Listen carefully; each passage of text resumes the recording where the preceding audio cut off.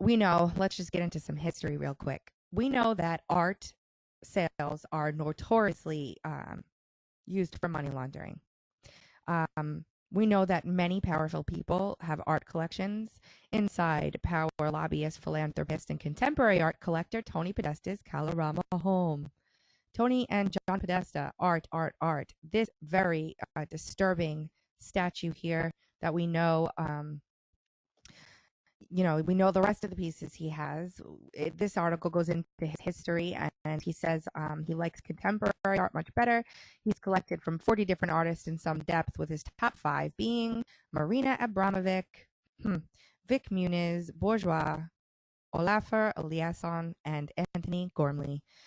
He says, my personal style aesthetic is spare and clean, as the art was always intended to be the centerpiece of the house.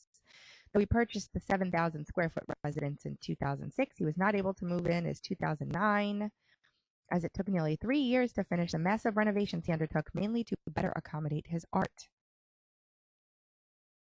Podesta is constantly on the move. The day we met him, he was dashing home from a Clinton fundraiser and preparing for an early morning flight to his vacation home in Venice the following day. Not to mention the rapid-fire nature of his work as founder and chairman of the Podesta Group. So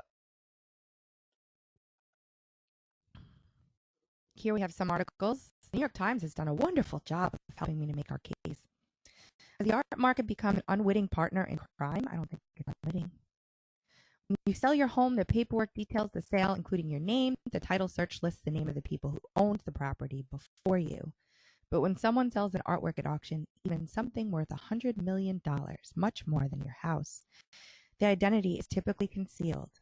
Oh, the paperwork might identify the work as coming from a European collection, but the buyer usually has no clue with whom he or she is really dealing. Sometimes, surprisingly, even the auction house may not know who the seller is. Secrecy has long been central to the art world. Anonymity protects privacy, adds mystique, and cuts the taint of crass commerce from such transactions. The art market is an ideal playing ground for money laundering, said Thomas Christ, a board member of the Basel Institute on Governance, a Swiss nonprofit that studied the issue. We have to ask for clear transparency, where you got the money from and where it's going.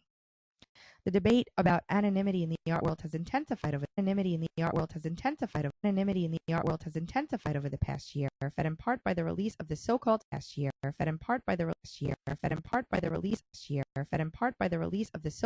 Panama Papers, which detail the use of corporate veils to conceal ownership, dodge taxes, and enable crime. And here's an actual